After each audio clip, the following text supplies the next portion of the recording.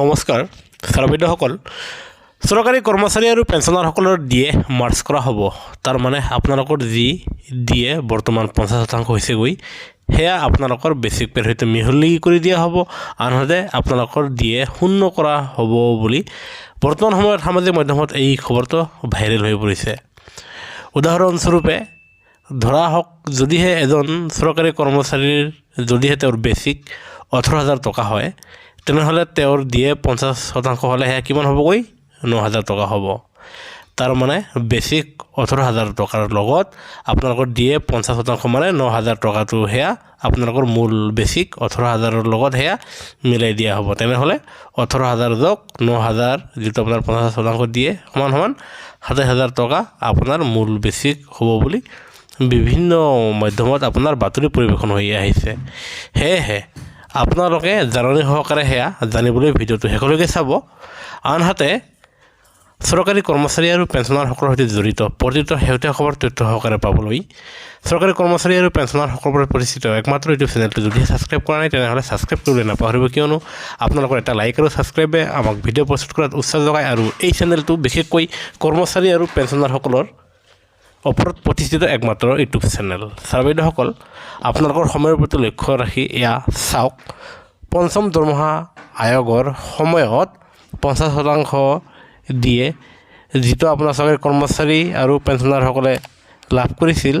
তেতিয়া হে আপোনাৰ মূল দৰমহা বা বেচিক পেৰ সৈতে মিলাই দিয়া হৈছিল আৰু 1 এপ্ৰিল 2004 ৰ পৰা হেয়া কাৰ্যকৰী কৰা হৈছিল হেয়া আপোনাৰ পঞ্চম দৰমহা আয়োগৰ সময়ত হেহে সামাজিক মাধ্যমত বাতৰি পৰিৱেশন হৈ আছে যে লোকসভা নিৰ্বাচনৰ পিছত তাৰ মানে জুলাই মাহৰ পৰা আপোনালোকৰ দিয়ে মাৰ্চ কৰা হ'ব আৰু দিয়ে নতুনকৈ গণনা কৰা হ'ব বহুতো সামাজিক মাধ্যমত এয়াও দাবী জনাইছে যে যেহেতু বৰ্তমান সময়ত কনজিউমাৰ প্ৰাইচ ইনডেক্সৰ সূচকাংক প্ৰকাশ পোৱা নাই কিয়নো জানুৱাৰী মাহৰ প্ৰকাশ পাইছে আৰু তাৰ পিছত এতিয়াও আপোনাৰ ফেব্ৰুৱাৰী মাহৰ আনহাতে মাৰ্চ মাহৰ সূচকাংক প্ৰকাশ পোৱা নাই আৰু এই যেহেতু কনজিউমাৰ প্ৰাইচ ইনডেক্সৰ সূচকাংকৰ ভিত্তিত আপোনাৰ পৰৱৰ্তী আপোনালোকৰ মৰ্গে বানচ বৃদ্ধি পায় হে আপোনালোকে জানে আৰু যাৰ ফলত ইয়াকে সূচাইছে যে পৰৱৰ্তী আপোনালোকৰ মৰ্গে বানচ বৃদ্ধি নকৰাৰ এয়া ইংগিত বুলি বহুতো আপোনাৰ খবৰে হেয়া দাবী কৰিছে কিন্তু আমি আপোনালোকক জনাবলৈ ওলাইছোঁ যে আপোনালোকে জানি আচৰিত হ'ব দিয়ে মাৰ্চ কৰা বিষয়টো কেৱল পঞ্চম দৰমহা আয়োগতে সীমাবদ্ধ আছিল ষষ্ঠ দৰমহা আয়োগৰ সময়ত নাইবা সপ্তম দৰমহা আয়োগৰ অধীনত কোনো ৰিকমেণ্ডেশ্যন কৰা হোৱা নাছিল যে আপোনালোকৰ দিয়ে আৰু দিয়াৰ যেতিয়া 50% পাৰ হ'ব সেয়া আপোনাৰ বেচিকত মাৰ্চ কৰা হ'ব বুলি কোনো ৰিকমেণ্ডেশ্যন কৰা হোৱা নাছিল ছাৰবাইদেউসকল এয়া চাওক এইখন সপ্তম দৰমহা আয়োগৰ ৰিপৰ্ট য'ত প্ৰথম শাৰীত চাব আপোনালোকে will dearness allowance be merged with basic pay তাৰ মানে আপোনালোকৰ ডিয়াৰনেছ এলাউন্স বেচিক পেৰ সৈতে মাৰ্চ কৰা হ'ব নেকি আৰু ইয়াৰ উত্তৰটো আপোনাৰ যি লিখা আছিল তাত কোনো ৰিকমেণ্ডেশ্যন তাৰ মানে কোনো নিৰ্দেশনা নাই এয়া চাওক পঞ্চম দৰমহা আয়োগ আৰু সপ্তম দৰমহা আয়োগৰ ৰিপৰ্ট আমি আপোনালোকক দেখুৱাইছোঁ য'ত দিয়ে মাৰ্চৰ ৰিকমেণ্ডেশ্যন কথা উল্লেখ নাই আপোনাৰ কিন্তু সপ্তম দৰমহা আয়োগৰ যি ৰিপৰ্ট মতে আপোনালোকৰ উল্লেখ আছে যে 10 বছৰৰ পূৰ্বেই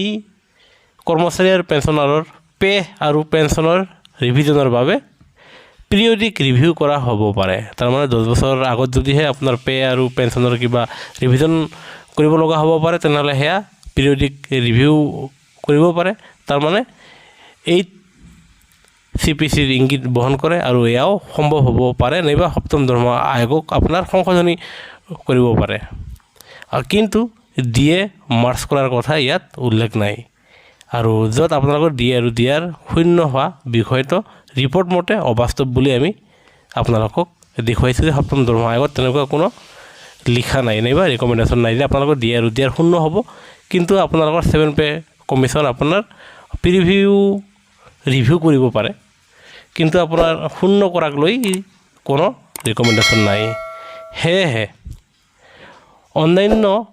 চৰকাৰী কৰ্মচাৰীৰ যি বাতৰি পৰিৱেশন হয় সেইবোৰ বাতৰিত আপোনালোকে ভুল নাযাব